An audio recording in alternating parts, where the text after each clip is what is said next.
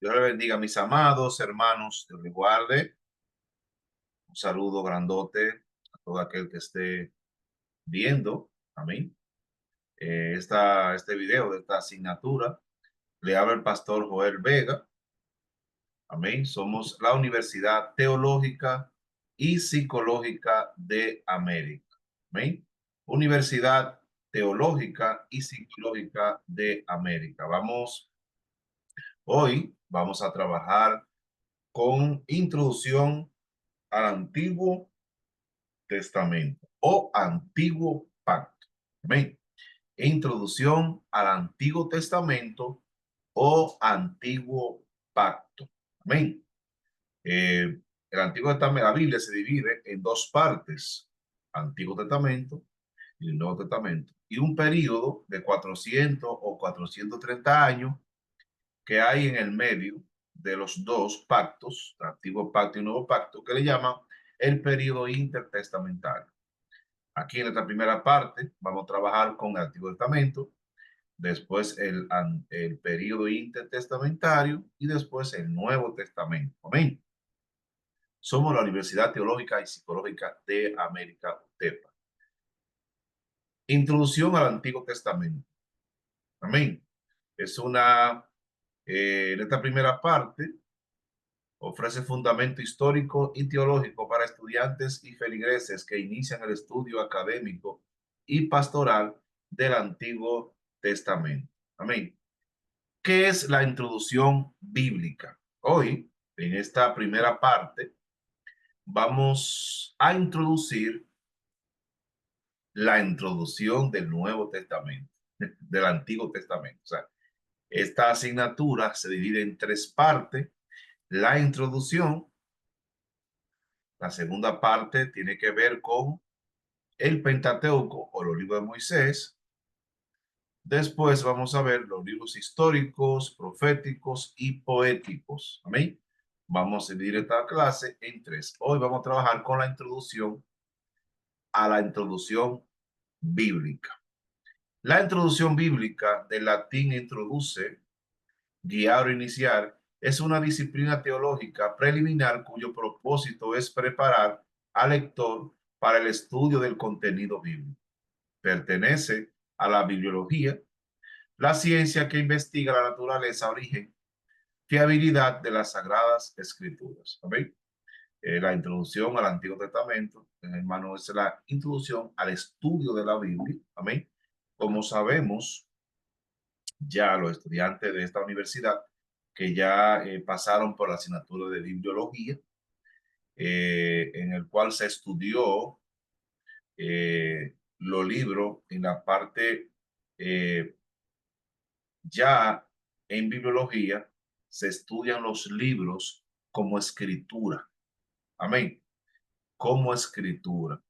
El origen del libro, eh, cuándo se escribió, cuándo, por qué, la escritura, Antiguo Testamento, el Nuevo, qué idioma. Amén. Pero aquí, hermano, aquí directamente vamos a hacer una introducción directamente especial al Antiguo solamente Testamento en el periodo en el cual se escribió. Amén. Importancia práctica. Establece criterios para evaluar autoría, fecha, integridad textual y propósito literario antes de interpretar pasajes. Amén. O sea, en esta asignatura no vamos a estudiar hermenéutica, que es la interpretación del texto. Aquí vamos a hablar en el sistema, en el tiempo, amén, en el cual se escribió ese libro, ese tiempo histórico, geográfico, en el cual se escribió el libro. Amén. Muy bien. Dimensiones de la introducción bíblica. Introducción general. Aborda temas que conciernen a toda la Biblia: formación del canon, transmisión del texto, biografía crítica e inspiración divina. Eso es la introducción general. Temas como la formación del canon. Sabemos que la palabra canon significa vara. El canon eran las reglas que tenía un libro para poderse incluir en los libros sagrados. Amén. la transmisión del texto bíblico, como fue transmitiéndose de un tiempo a otro, la biografía crítica y la inspiración divina. Amén.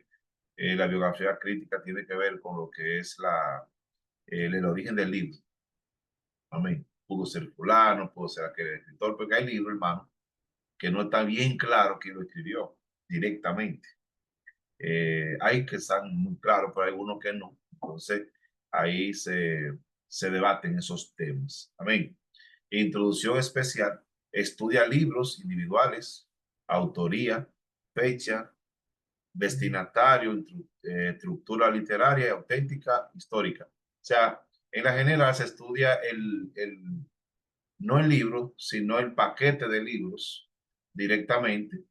Y aquí se estudia en la especial el libro individual. O sea, ejemplo, en la próxima clase vamos a tratar lo que es el Pentateuco, los 5 libros de Moisés. Eso sería introducción general, pero cuando estudiamos Génesis directamente, es introducción especial, ¿sí? Bien. Metodología. ¿Cómo se trabaja la introducción? ¿Cómo se trabaja la introducción? La metodología combina herramientas históricas, lingüísticas, textuales, crítica, textual, para reconstruir el texto original. Análisis lingüístico, hebreo, arameo, griego, que fueron los libros, fueron en el idioma que se escribió directamente el libro. Estudio histórico, cultural, para situar los libros en su contexto. Y criterios externos e internos para atribuir autoría y fecha. Amén. Esta metodología para la introducción vamos a estar estudiando todo lo que tiene que ver con las investigaciones a tal libro. Amén. Ejemplo, un libro como eh, en el Nuevo Testamento, como Hebreo, es un libro para estudiar porque no se sabe bien quién lo escribió. También en el Antiguo hay libros así. Amén. Criterios externos, testimonio histórico, tradiciones y manuscrito antiguo. O sea, están los dos criterios, el interno y el externo. Interno, estilo, vocabulario, teología y referencia histórica. En la introducción bíblica, hermano, no se estudia la interpretación del texto, sino se estudia la introducción al origen del libro. Amén. Historia del estudio bíblico. Amén. En los primeros siglos, la lectura y el estudio eran predominantes, teológico y pastoral. Los padres de la iglesia, Agustín, Jerónimo, Casiodoro, interpretaron las escrituras centrado en la doctrina y la aplicación eclesial. El término Isagoge aparece para designar introducciones que orientan sobre el origen y el uso de los textos, pero sin métodos críticos modernos. Amén. La palabra padre de la iglesia no se refiere a sacerdote, hermano. Amén. Se refiere al grupo de líderes que siguieron a los apologistas. O sea, después que los apóstoles o discípulos de Jesús ascienden al cielo, existieron lo que son los apologistas, que era un grupo de líderes que eso lo vimos en una asignatura, que aportaron a la fe, y también están los padres de la iglesia, que fueron los líderes que le siguieron a ellos. Amén. Entonces, a esto se refiere. Amén. Resultado, obras ricas en teología patrística. La escritura patrística se refiere a la escritura que dejaron los padres de la iglesia. Amén. Recuerde que hemos dado años 200, 300. No, hermano, no se está hablando del padre católico. Amén. Porque el catolicismo no existía cuando eso. Existía el cristianismo. Amén. La iglesia se fue haciendo católica al momento que se fue pervirtiendo. Amén. Después de Constantino, los mismos cristianos se fueron abrazando al Estado. Amén. Y muchos de ellos no. Entonces esa iglesia fue surgiendo así. Amén. Hasta que en el 31 de octubre del año 1517 se divide por completo la iglesia cristiana. Los que seguían al Estado se llamaron católicos romanos, y los que no seguían al Estado, sino los principios bíblicos, se llamaron protestantes o evangélicos. Amén. Bien. Historia del estudio bíblico. La reforma. La reforma revaloriza el estudio directo del texto hebreo. Lutero y Calvino impulsan la lectura cuidadosa de las escrituras en lengua original y el acceso popular a la Biblia. Se fortalece la idea de que la autoría bíblica debe ser confrontada con el texto mismo, más que con tradiciones eclesiales posteriores.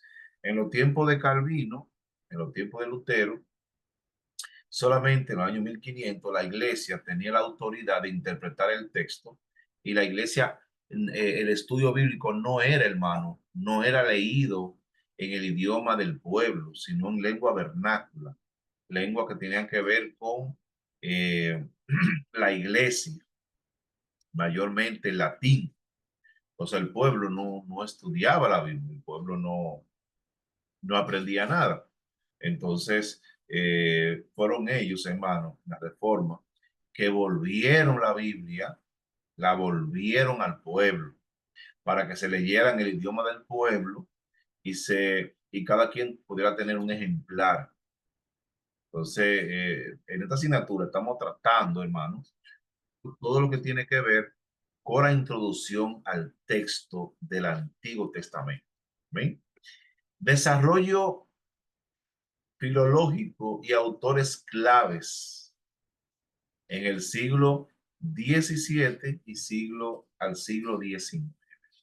Durante los siglos XVII al XIX surge un enfoque filológico y conservador que incorpora el estudio del idioma, comparaciones textuales y una metodología más sistemática. Amén. Recuerde que en la Reforma Protestante volvieron la Biblia al pueblo, volvieron la Biblia al pueblo.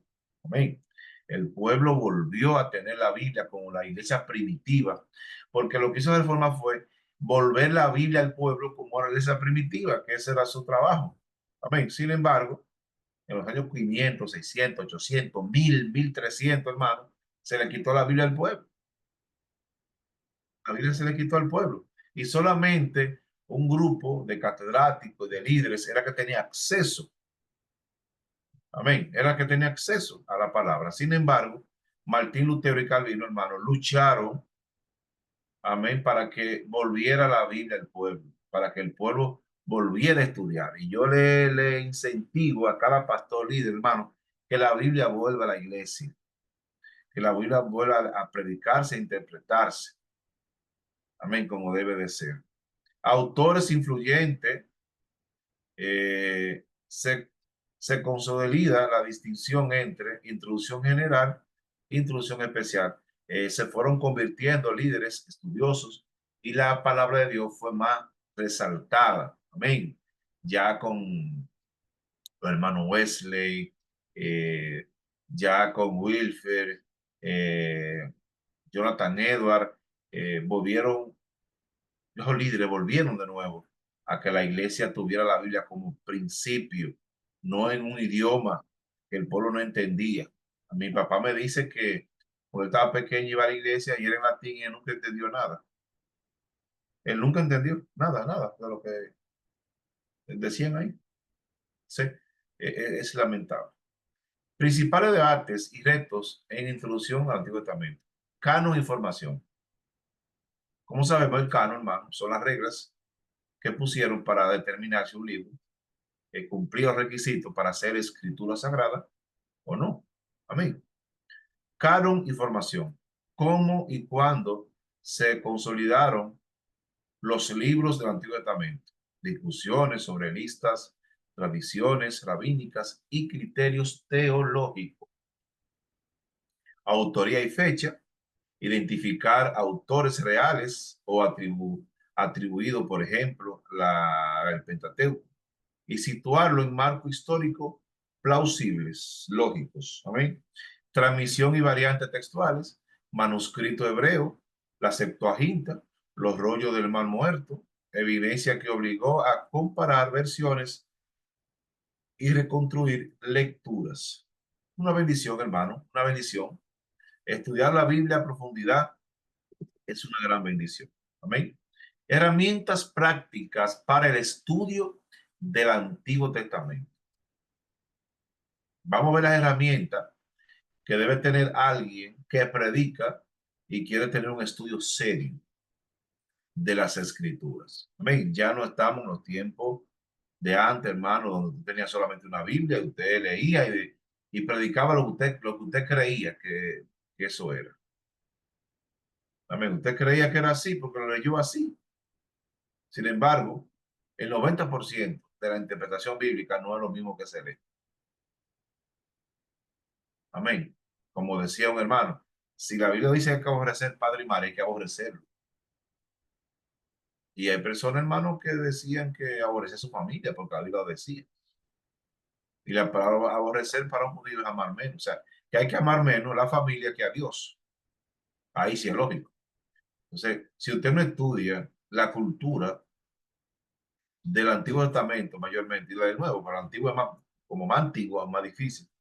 Se le hace difícil, hermano, interpretar un texto bíblico. Se le hace bien difícil. Amén. Ediciones críticas del texto, Biblia hebraica, Septuaginta, Leningrado, concordancias y léxicos hebreos y arameos, comentarios académicos, literatura histórica, recursos digitales, bases de datos de manuscritos y traducciones completas, comparadas, consejo, combinar lectura devocional con herramienta crítica para una comprensión equilibrada, respeto teológico más rigor académico. Excelente. Amén. Yo les recomiendo tener un buen comentario, un buen diccionario, varias versiones de Biblia, lo que es más fácil así. Amén. Un diccionario teológico, compendio, panoramas. Esas cosas son importantísimas que usted la tenga, porque ahí sí usted se va a convertir en un buen predicador. Directamente la interpretación del texto, amén, no los conceptos suyos, sino lo que en sí quiso decir el escritor. Amén. Conclusiones y siguientes pasos para estudiantes y feligreses. Aquí tenemos unos pasos de comparaciones, amén, que están en el idioma inglés. Amén. La introducción al Antiguo Testamento capacita para leer las escrituras con profundidad histórica y fidelidad teológica. Recomendaciones. Iniciar con una buena introducción general.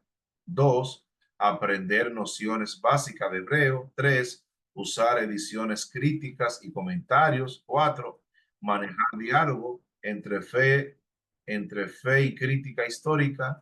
Y próxima sección, análisis del Pentateuco. O sea, cuando usted, en el caso mío, cuando yo voy a estudiar la Biblia, voy a predicar, si voy a estudiar de Mateo, yo primero busco una buena introducción a Mateo, una buena introducción a Mateo. Y segundo, una buena interpretación del texto bíblico, diferentes interpretaciones y varias versión de Biblia. Amén. Y si tiene un lugar, monte, un lugar, una ciudad, lo busco en el diccionario bíblico, para que cuando predique el pueblo también, aparte de que se lleve una verdad espiritual, aprenda. Está la parte devocional, que es la devoción al texto bíblico, amén. Y está la parte profunda teológica, que es otra cosa, amén.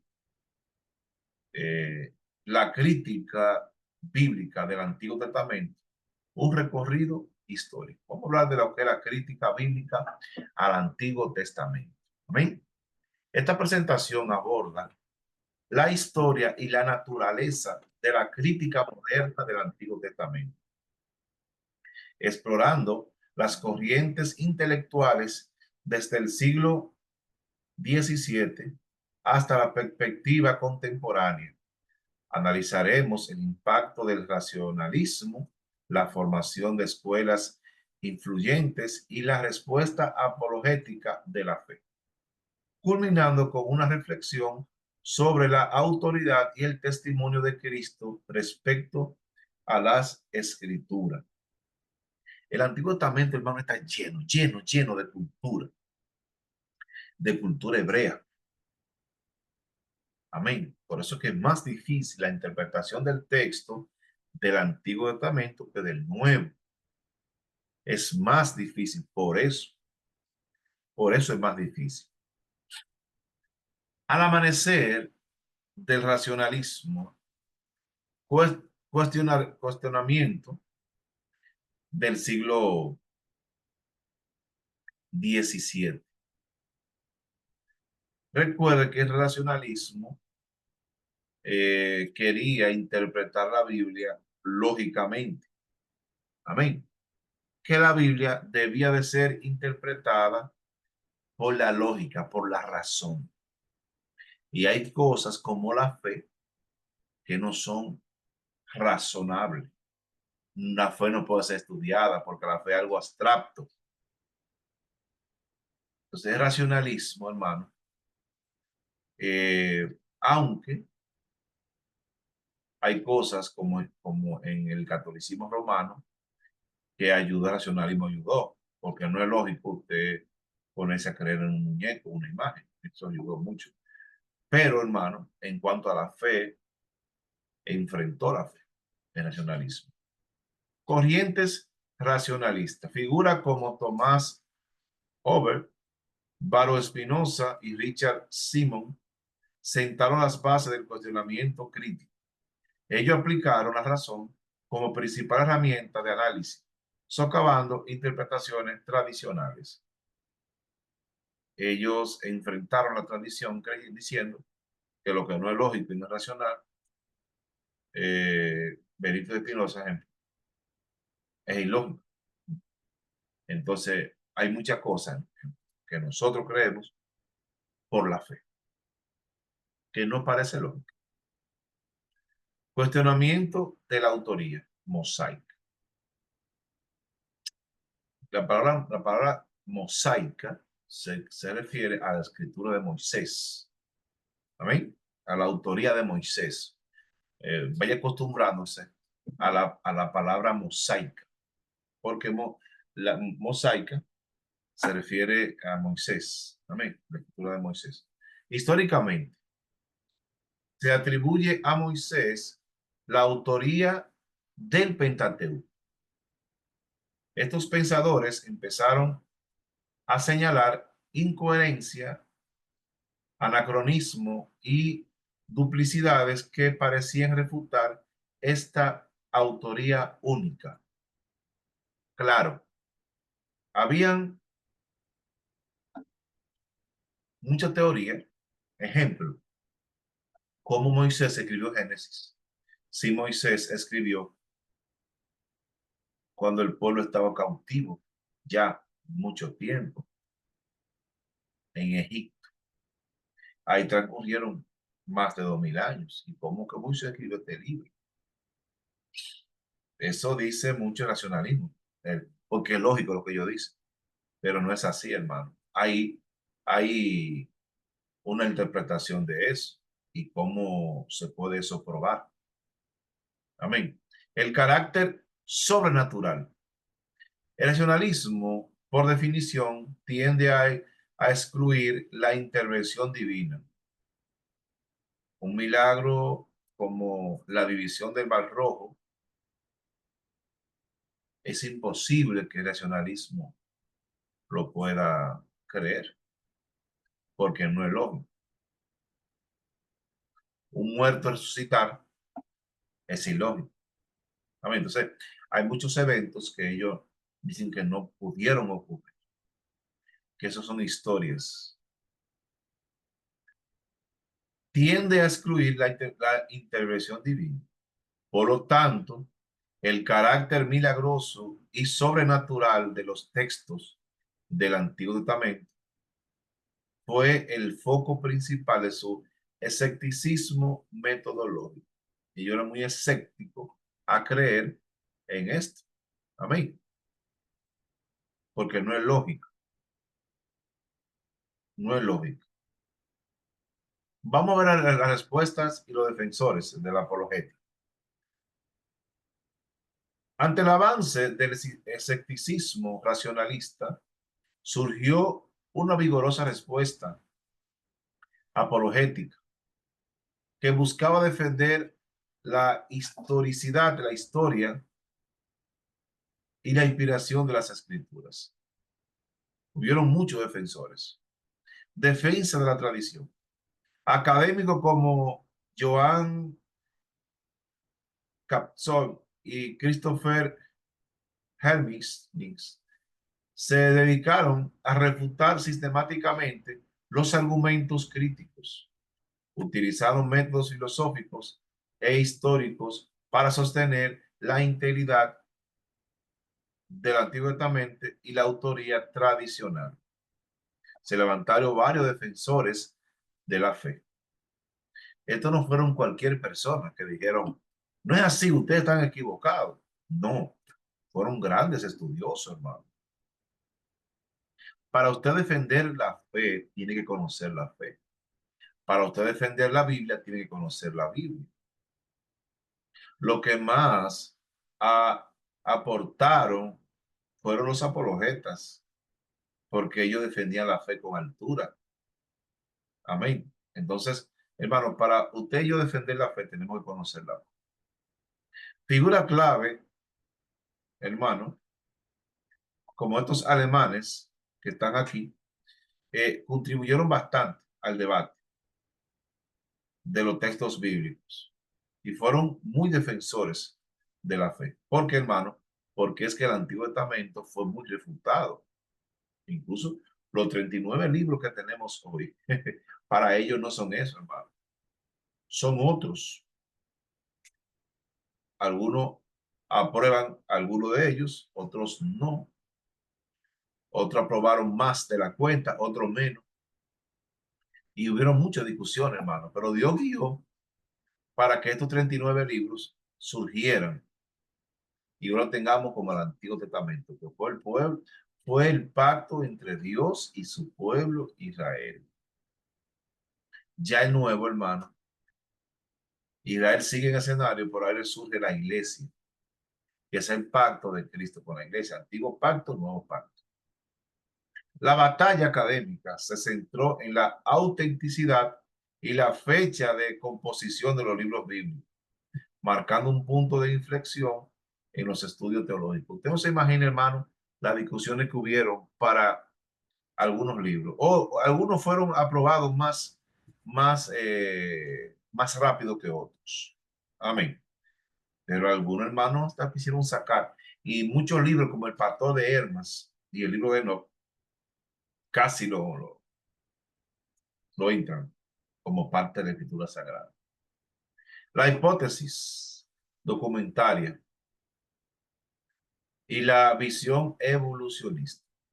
La escuela de Gran Courtney, Julius perdón, en inglés, Wellhausen, basándose en trabajos previos de Carl Heinrich Grass y Abraham Koenig, popularizó la hipótesis documentaria de la evolución. Esta teoría proponía que el Pentateuco no fue escrito por Moisés, sino que es una compilación de 4 fuentes literarias distintas: javista, eloísta, deuterocanónica, economista y sacerdotal. Ellos dicen que estas 4 escuelas fueron los que produjeron el Antiguo Testamento, compuesta a lo largo de varios siglos, y luego la ensamblaron e hicieron estos libros. Eh, esta, esta teoría le quita la autoría a Moisés de estos libros, que son Génesis, Éxodo, Levítico, Número y Deuteronomio. Ellos dicen que fueron distintas fuentes literarias, los javistas, los eloístas, los deuteronomistas y los sacerdotes. O sea, dicen que fueron sacerdotes que escribieron, otros dicen que fueron los que creían en Dios, otros los javistas, un grupo de Yahvé, y que fueron los deuterocanonistas, o sea, un grupo que se levantó y hicieron esta ley. O sea, y entre todo, es más fácil darle la autoría a Moisés de estos 5 libros. Es más fácil, porque esto es demasiado, hay que leer demasiado, mucha teoría. Su enfoque promovía una visión evolucionista de la religión de Israel, donde el monoteísmo ético y el sistema sacrificial se desarrollaron tardíamente en contraposición al relato bíblico de revelación temprana. Leo de nuevo. Su enfoque promovía una visión evolucionista de la religión de Israel. La religión de Israel fue evolucionando, donde el monoteísmo, la creencia en un solo Dios y el sistema sacrificial se desarrollaron tardíamente. O sea, ellos dicen que no concuerdan los libros de Moisés con lo que es la evolución de Israel, que uno fue primero que otro. O sea, ahí están las discusiones, que uno fue primero que otro y que no concuerdan.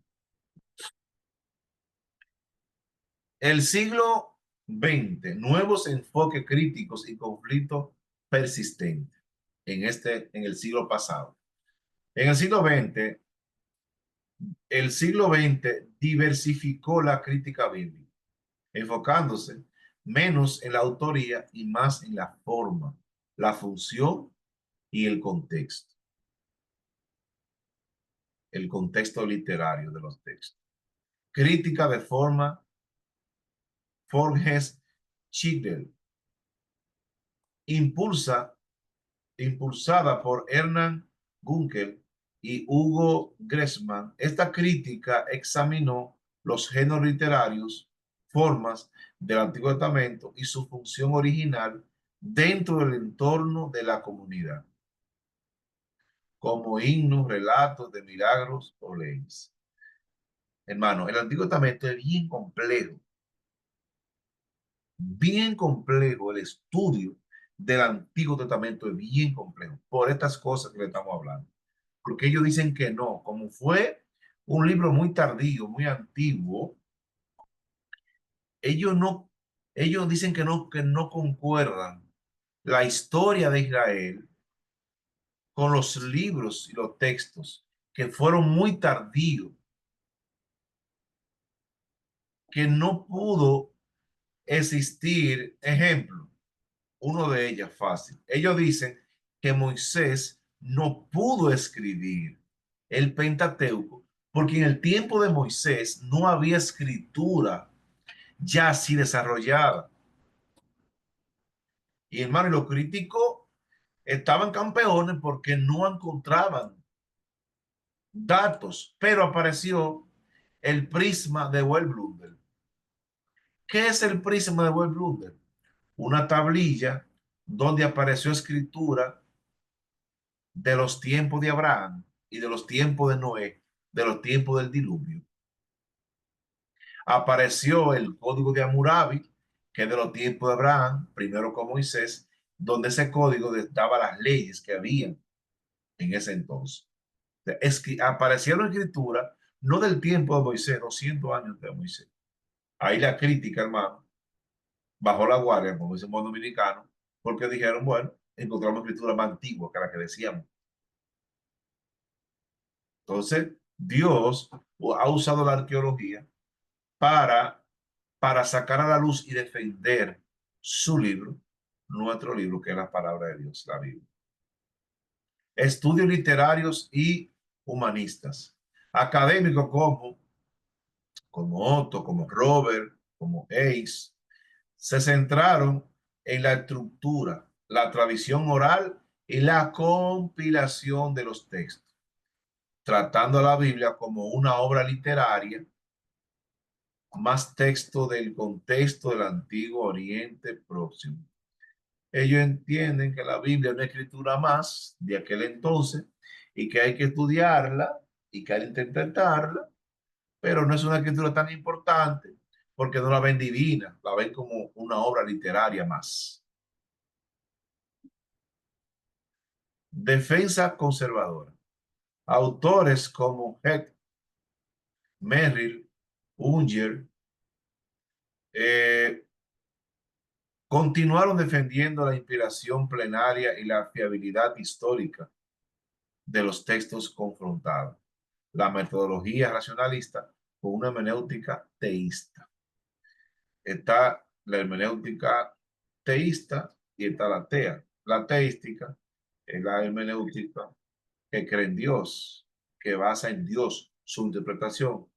Y la atea, una interpretación que no se basa en Dios.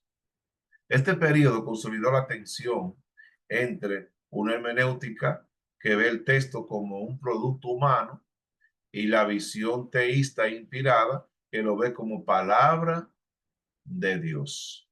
Ven, bien. Naturaleza profunda del Antiguo Testamento. Para una comprensión, hermano, miren, yo he analizado, hermano,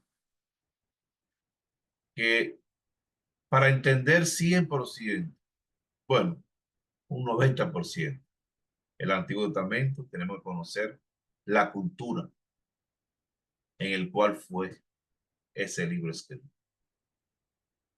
E incluso vamos a dar después de esta asignatura las costumbres del pueblo de Israel para que estemos más entrelazados. Uso y costumbre de la tierra bíblica. Vamos a esa asignatura. Porque es imposible interpretar un texto bíblico sin conocer la cultura en la cual el texto fue escrito. Yo estoy aquí delante de dominicanos, de ecuatorianos, de chilenos, de venezolanos y de guatemaltecos. Y en cada país nuestro, la forma de hablar es diferente.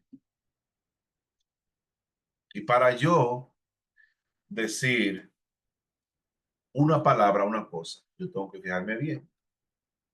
¿Por qué, hermano? Porque hay algo que en un país significa una cosa y en otro país otra. Pero imagínense, hermano, el pueblo de Israel hace 4.000, 6.000 años, ¿cómo se hablaba? ¿Cómo era la escritura, hermano? Es difícil de interpretar. Y más, porque mientras más antiguo es el libro, más difícil es. Naturaleza profunda del Antiguo Testamento.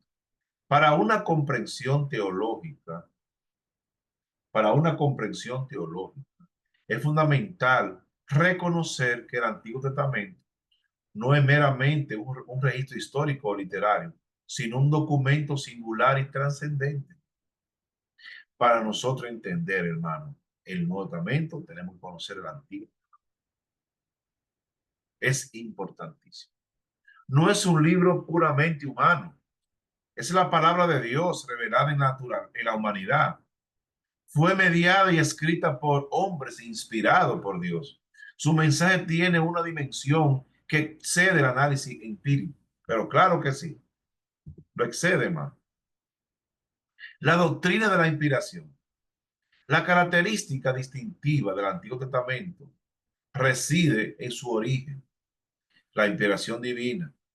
Esta no es una mera iluminación, sino la acción sobrenatural del Espíritu Santo. Fue el Espíritu Santo que guió a los escritores para que escribieran. Por eso es, hermano, que no hay equivocaciones ni contradicciones bíblicas. Hay aparentes contradicciones, pero no hay contradicciones, hay aparentes contradicciones. El Espíritu Santo, guía y motor. La inspiración proviene directamente del Espíritu Santo, quien operó sobre las voluntades y las mentes de los autores sagrados, asegurando que el productor final fuera exactamente lo que Dios deseaba comunicar, exactamente lo que Dios quiso que se escribiera, eso se escribió, ni más ni menos. Inspiración verbal y plenaria. Aunque los autores usaron sus estilos, vocabularios y contextos históricos, la inspiración se extendió a cada palabra plenaria para garantizar la infalibilidad y la autoría del texto original. Aunque ellos pusieron su cultura, su costumbre, su forma de hablar, su forma de escribir, eso no quitó la veracidad de lo que ellos escribieran. Hay muchas formas de decir la misma palabra. Lo que no puede variar es el significado de esa palabra. No es lo mismo, ni es igual la forma de escribir de Pedro que la de Pablo. Amén. No es el mismo estilo. Y por eso, entre primera de Pedro y segunda de Pedro, hay diferencia porque uno le escribió Pedro y otro le escribió un escritor que Pedro puso. Entonces, por eso no es lo mismo. No se parecen el estilo, pero sí el mismo autor, que es Dios, con diferentes escritores. Toda la escritura es inspirada por Dios y útil para enseñar, para reprender, para corregir y para instruir en justicia. Aquí, hermano, lo que podemos ver nosotros y podemos organizar es que los escritores humanamente pusieron su forma de ser, pero su forma de escribir, su forma de estilo, pero no lo que Dios le dijo, lo cambiaron. Ni una palabra, toda es inspirada por Dios. Amén. La autoridad irrompible, el testamento.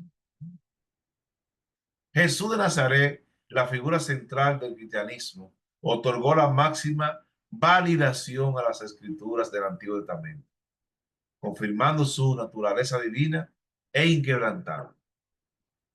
Amén. La escritura no puede ser quebrantada, lo dijo Jesús, Juan 10:35. Al declarar esto, Cristo afirmó la absoluta veracidad, coherencia y autoría de todo el corpus o el cuerpo del Antiguo Testamento. Para él, cada porción del texto poseía la fuerza de una declaración divina, inmutable, una roca firme. Amén. Jesús lo dijo.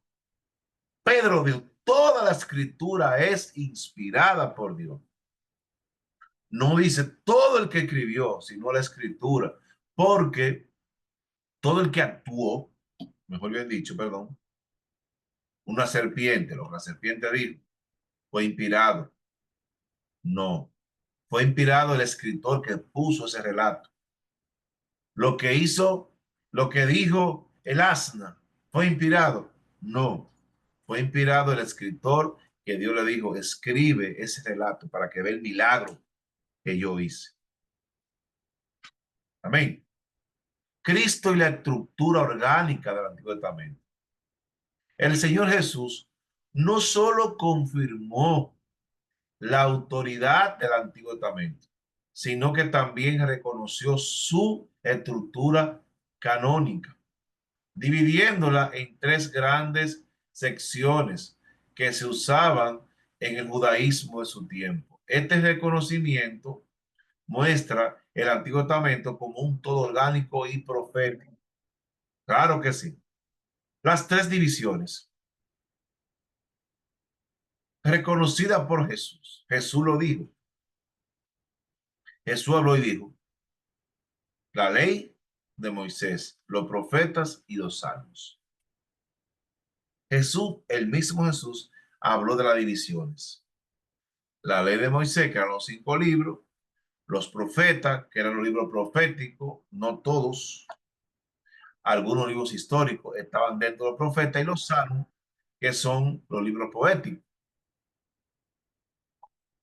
Y ahí se le sumaban parte de los históricos y parte de los históricos estaban en los profetas. O sea, Jesús habló de la división del Antiguo Testamento.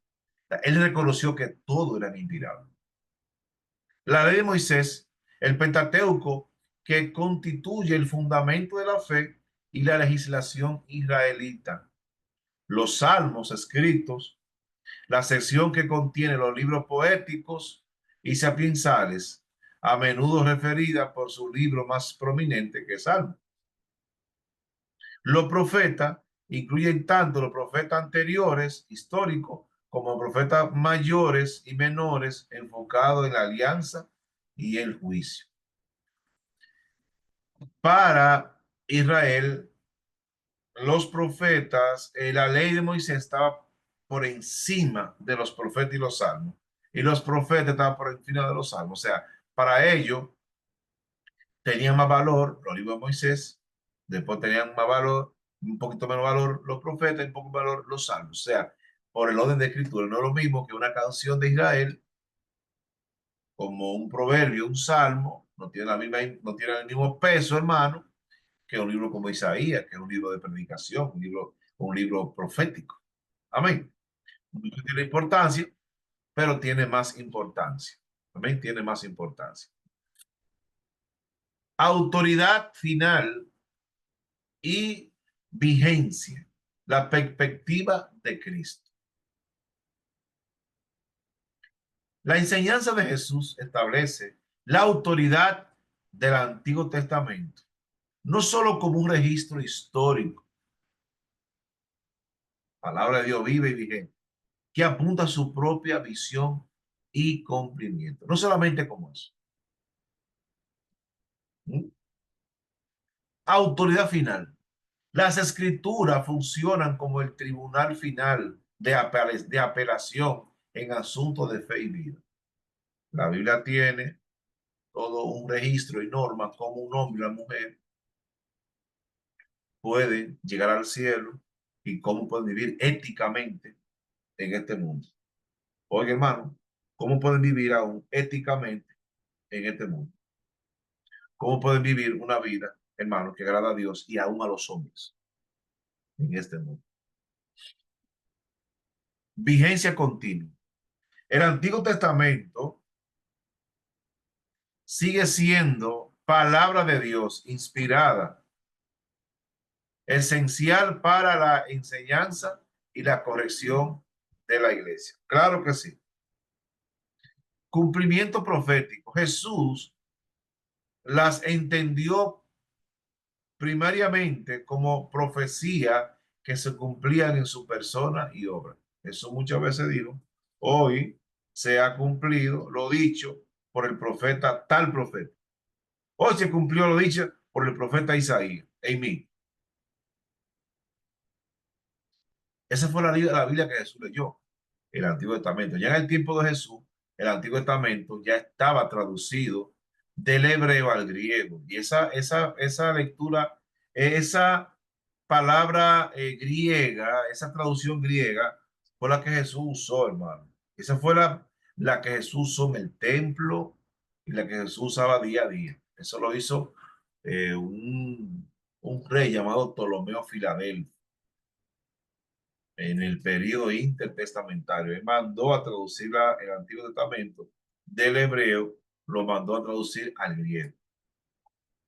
La crítica bíblica moderna ha ofrecido herramientas útiles, pero el teólogo, la validación suprema proviene del testimonio de Jesucristo. Claro. O sea, Jesús es que aprueba el Antiguo Testamento, quien afirmó que la inspiración y la inerrancia de las escrituras, él lo hizo. Amén. Canonización del Antiguo Testamento.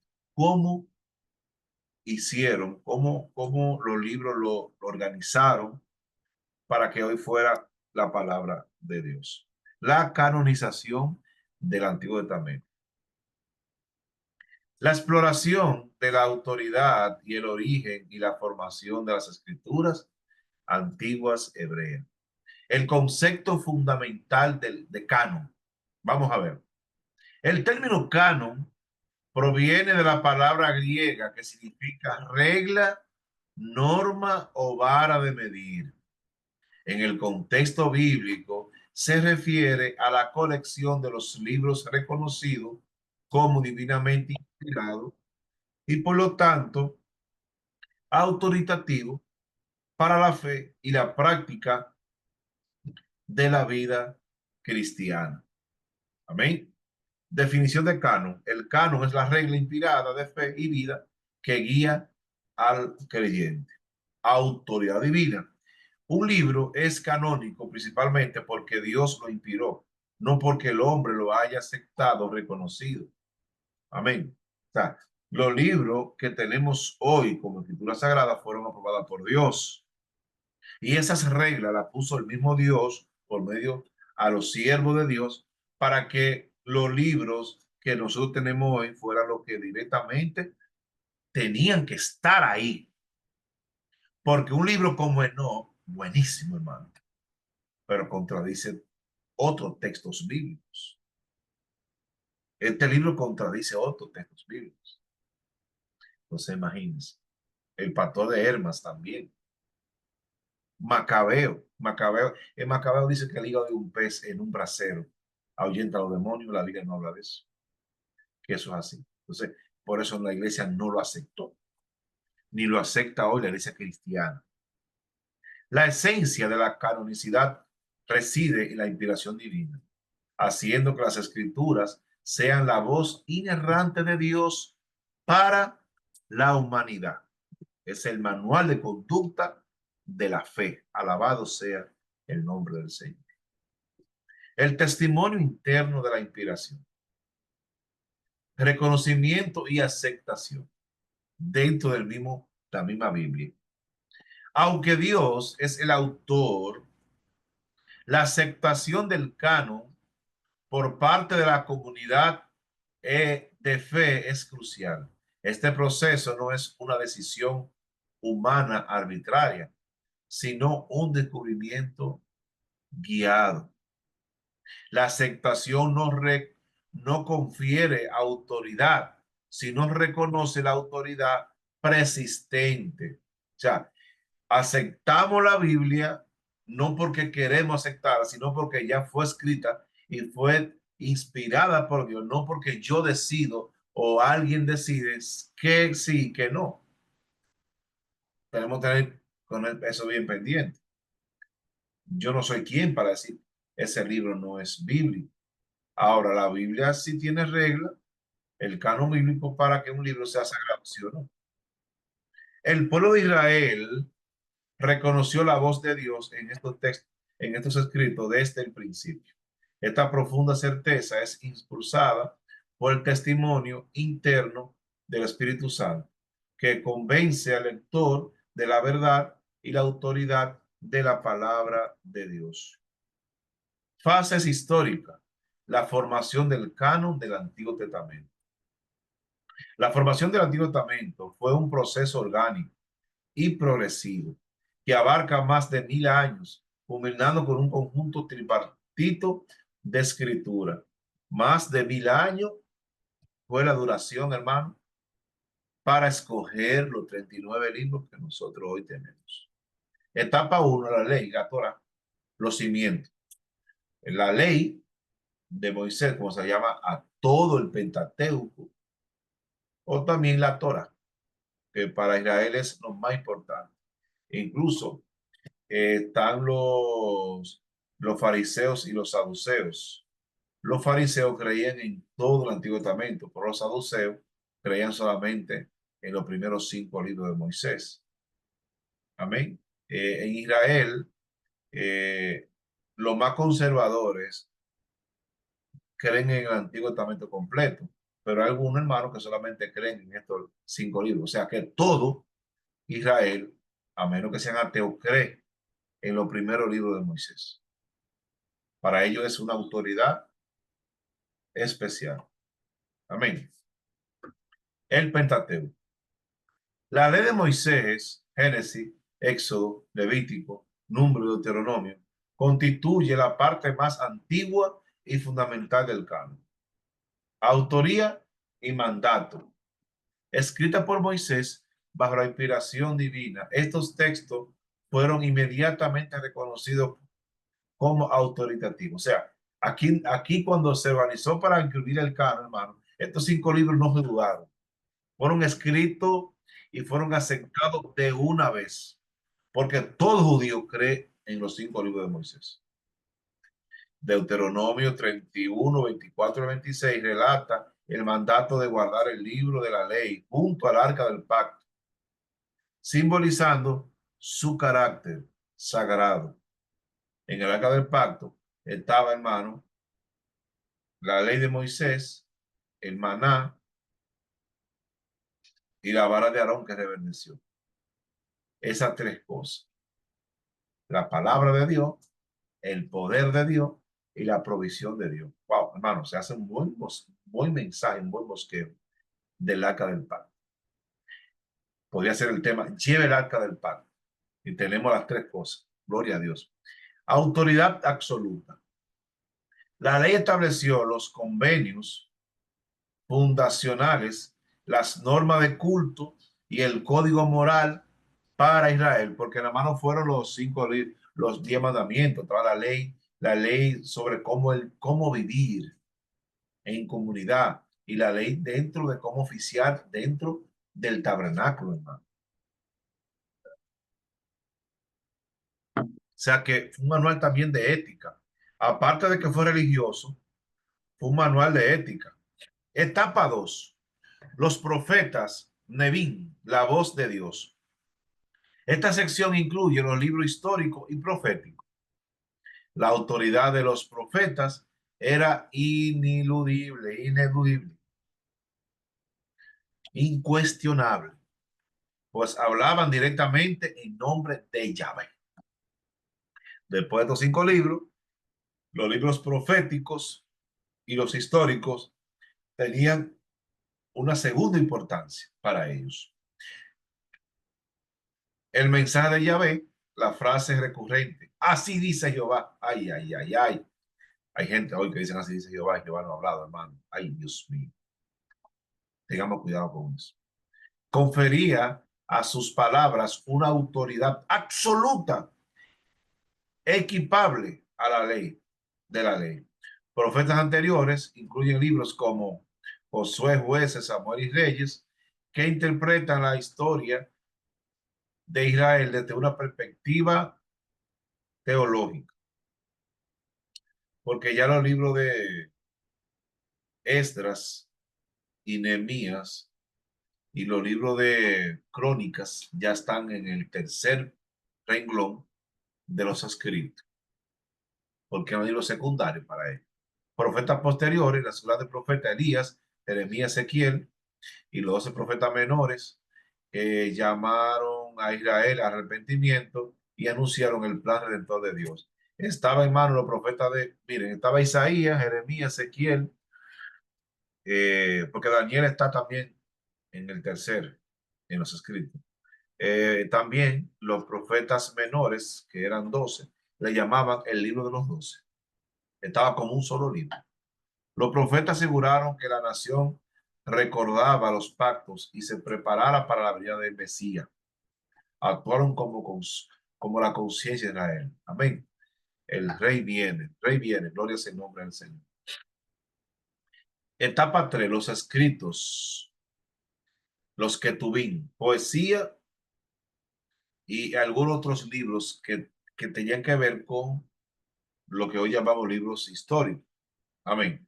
Esta última sección del canon incluye una amplia gama de géneros literarios, claro, que reflejan la vida de fe, desde la adoración hasta reflexión sapiencial. Salmo y proverbio, literatura poética y de sabiduría, libros históricos finales,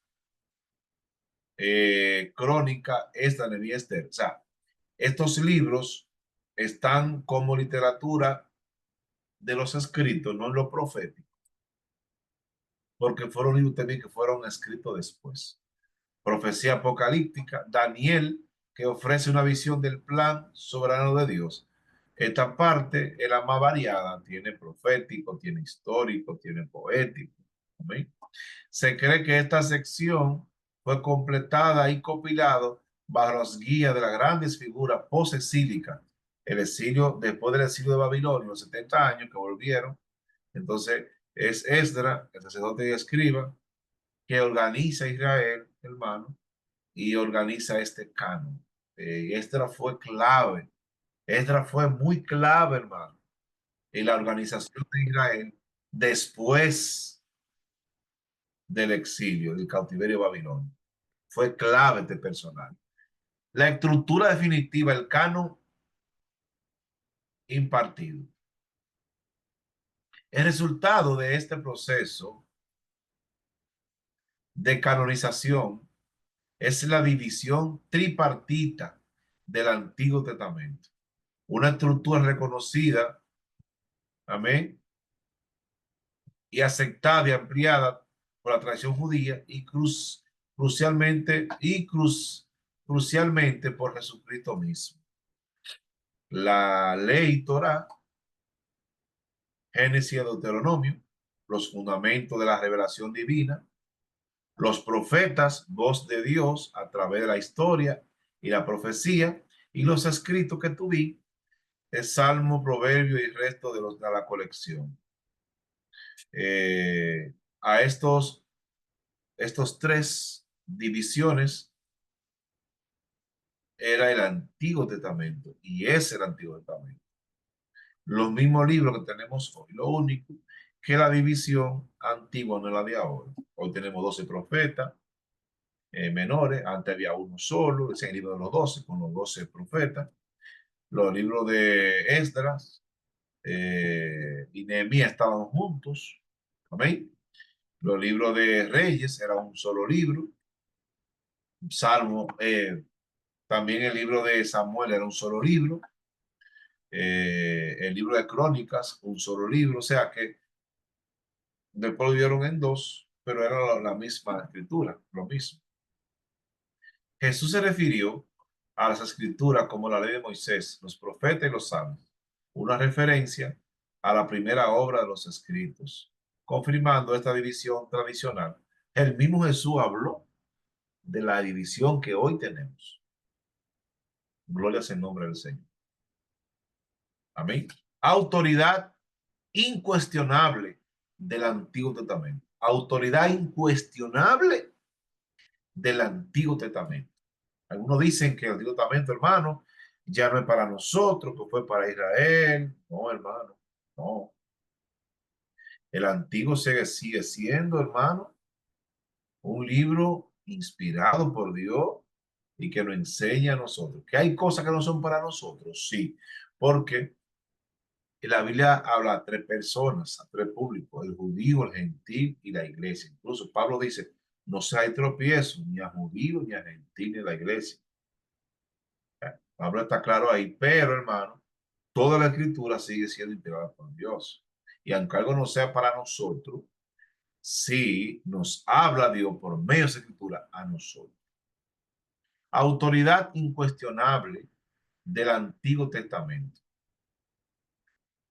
El estudio de la introducción del Antiguo Testamento no es meramente histórico, sino que profundiza la naturaleza de la revelación de Dios.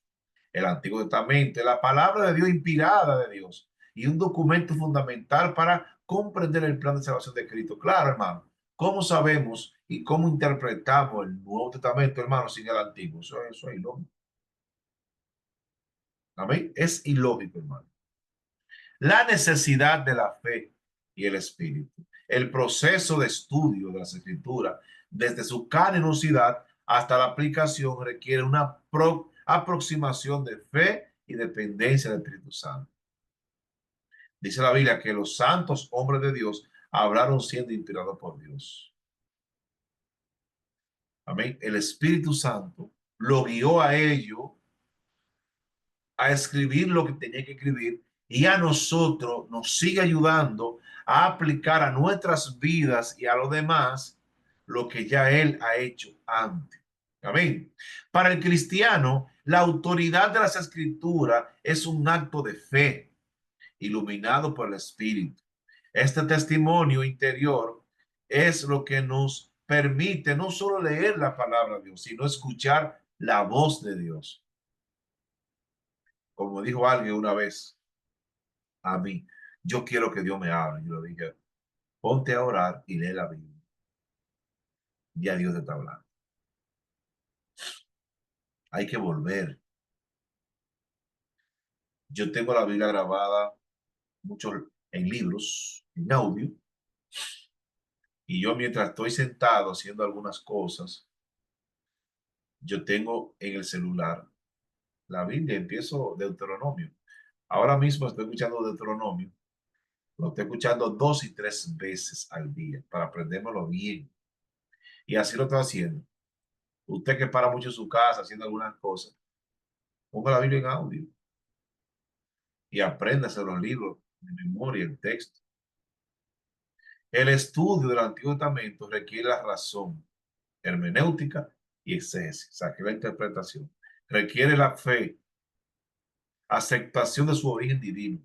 Requiere el testimonio del Espíritu, iluminación para la comprensión. Gloria a Dios, aleluya. Entonces, hoy, hermano, hoy nosotros podemos ver que las escrituras, todas,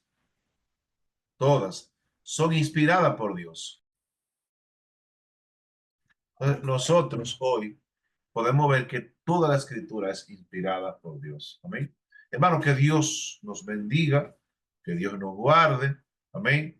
Y nos gozamos en el Señor.